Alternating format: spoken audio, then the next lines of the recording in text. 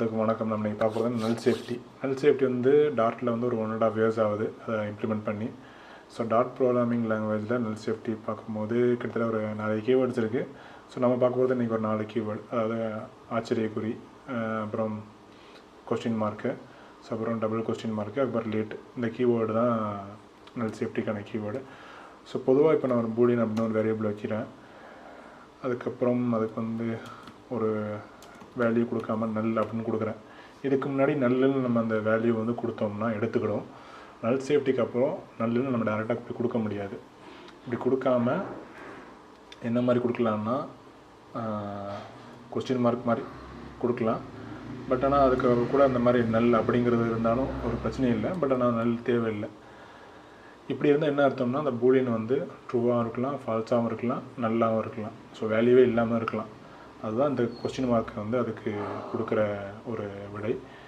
So நான் இங்கே என்ன பண்ணியிருக்கேன்னா இந்த டெக்ஸ்ட்டுக்குள்ளே 1ன்னு கொடுத்துருக்கேன்.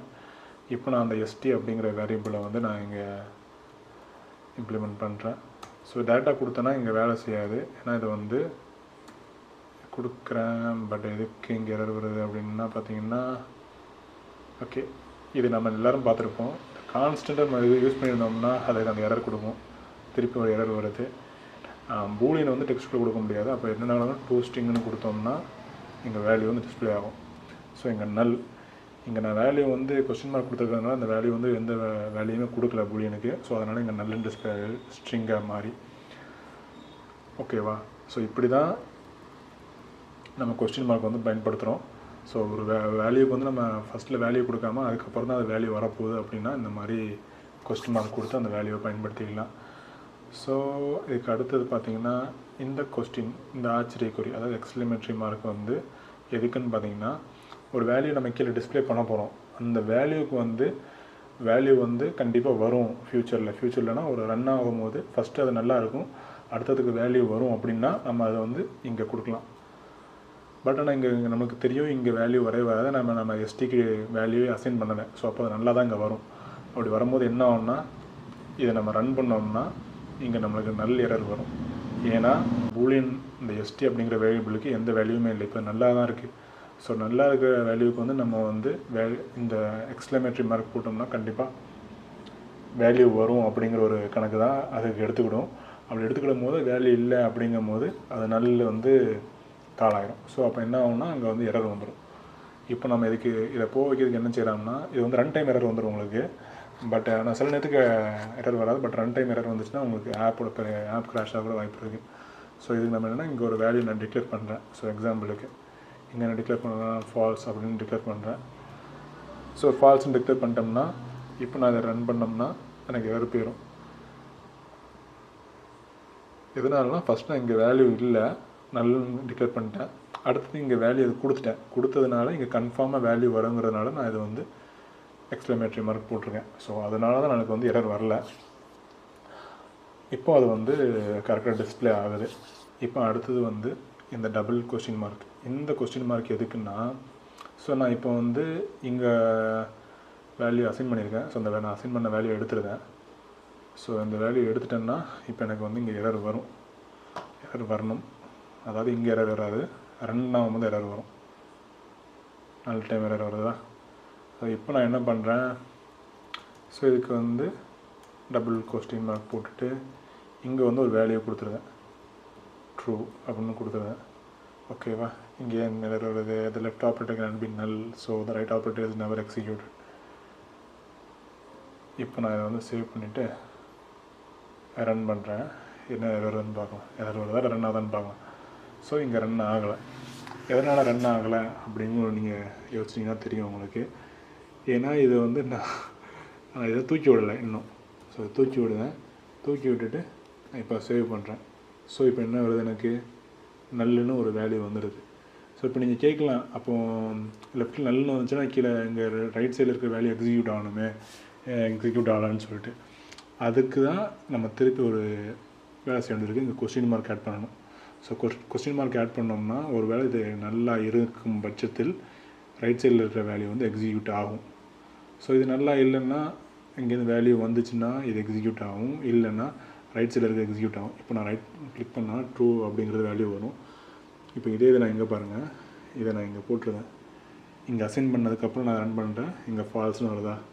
ஸோ இதுதான் அது கணக்கு. ஸோ இதை நம்ம ரன் பண்ணி பார்ப்போம், ரன் செக் ஆகணும், ரன் டைம் எரரும் வரல. ஸோ நிறைய எரர் பார்த்திங்கன்னா நீங்கள் பில்ட் பண்ணும்போது எரர் வராது, அதை பில்ட் பண்ணும்போது நீங்கள் கோடிங் அடிச்சுட்டு ஹாட் ரீலோட் பண்ண எரர் வராது, ரன் டைம் எரர் கண்டிப்பாக வரும். ஸோ ரன் டைம் எரர் தான் கண்டிப்பாக நம்ம பார்க்க வேண்டியது இருக்கும்.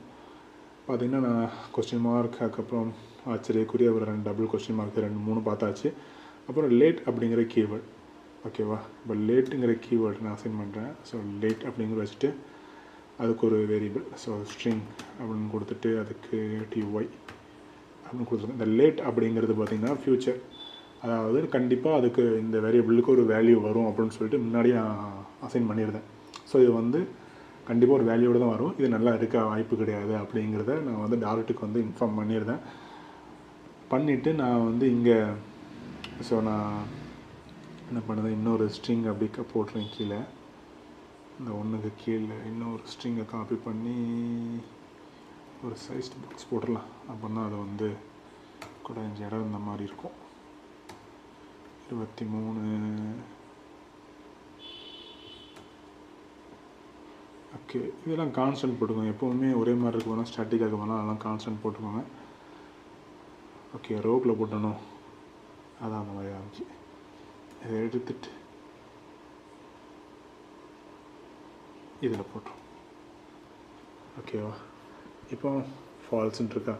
இப்போ நான் இதை என்ன பண்ணியிருந்தேன், இதெல்லாம் தூக்கியிருந்தேன், டிஒய் அதாவது லேட்டுக்கு கீவேர்டுக்கு நான் கொடுத்த வேரியபிளில் நான் இங்கே டிஸ்பிளே பண்ணியிருந்தேன். கொடுத்துட்டு நான் இங்கே என்ன கொடுக்குறேன்னா, என்ன வந்திருக்கு, இந்த late initialization error type field wise has been initialized. அதாவது நான் இது கண்டிப்பாக வேல்யூ வரும், இது இனிஷியலைஸ் ஆகும்னு கொடுத்துருக்கேன். பட் ஆனால் என்னென்னா இங்கே வேல்யூக்கு வரவே இல்லை, அதனால் அது வந்து இனிஷியலைஸ் வந்து ஆக மாட்டேங்குது அப்படின்னு சொல்லி காமிக்குது. இப்போ நம்ம இதையே நான் என்ன பண்ணுறேன்னா, இதுக்கு வந்து கொஸ்டின் மார்க் போடுவேன், போட்டு நான் இதுக்கு ஒரு வேல்யூ கொடுக்குறேன் கேன்னு சொல்லிட்டு. இது எடுத்துக்கிட்டான்னு பார்ப்போம், எடுத்துக்கிடாது. ஏன்னா நம்மளுக்கு அந்த அங்கே ஒரு வேல்யூ கொடுத்துருக்கேன், டிஸ்பிளே லேட்டுன்னு ஒரு கீவேர்டு கொடுத்துருக்கேன். ஸோ கண்டிப்பாக அந்த லேட்டுங்கிற கீவேர்டுக்கு வந்து ஒரு வேல்யூ வந்து அப்பன் பண்ணி ஆகணும் இனிஷியலைஸ் ஆகும் போது. ஸோ அப்போ கண்டிப்பாக என்னென்னா அதுக்கு வந்து ஒரு வேல்யூ நான் கொடுக்கணும். ஸோ அதுக்கு நான் என்ன பண்ணுறேன், இனிட் ஃபங்க்ஷன் எழுதுகிறேன். ஸோ இனிட் ஃபங்க்ஷனுக்குள்ளே அந்த வேரியபிளுக்கு நான் வந்து ஒரு வேல்யூ கொடுக்குறேன். என்ன வேல்யூ கொடுக்குறேன்,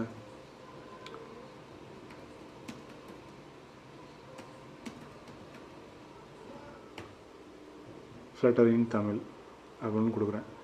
இப்போ இது எரர் கொடுக்கா இல்லை வேல்யூ கொடுக்கான்னு பார்க்குமா. ஓகே, வந்துட்டு value. So Flutter in Tamil இது என்ன பண்ணுதுன்னா, இந்த லேட் கீவேர்டு வந்து கண்டிப்பாக வேல்யூ கொடுத்தே ஆகணும். ஸோ இது நல்லா இப்படிலாம் இருக்க முடியாது.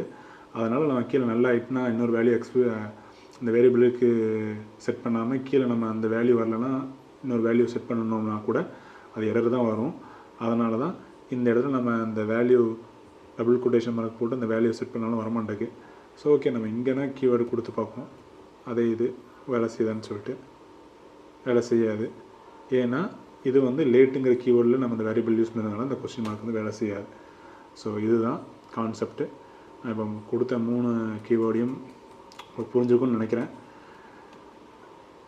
ஓகேவா, எது எதுக்கு எந்தெந்த கீவேர்டுன்னு சொல்லிட்டு புரியலன்னா திருப்பி இந்த காணொலியை திருப்பி போட்டு பாருங்கள், கண்டிப்பாக புரியும்னு நினைக்கிறேன். ஸோ இந்த கீவேர்டை வந்து முடிஞ்ச அளவுக்கு பயன்படுத்த பாருங்கள். அப்போ தான் நமக்கு வந்து பில்ட் ஆகும்போது ஒரு எரர் சேஃப், அதாவது வேல்யூஸ் கரெக்டாக வரலன்னா அப்புறம் வருது. ஸோ அந்த மாதிரி மென்ஷன் பண்ணி போட்டிங்கன்னா உங்களுக்கு வந்து கொஞ்சம் எரர் ஃப்ரீயாக இருக்கும் கோடு வந்து. ஸோ இது உங்களுக்கு பயனுள்ளதாக இருக்குதுன்னு நினைக்கிறேன். பயனுள்ளதாக இருந்துச்சுன்னா உங்கள் நண்பர்களுக்கு ஷேர் பண்ணுங்கள். ஃப்ளட்டர் படிச்சிருந்தாங்கன்னா அவங்களுக்கும் ஷேர் பண்ணுங்கள், அவங்களுக்கும் யூஸ்ஃபுல்லாக இருக்கும். நன்றி, வணக்கம்.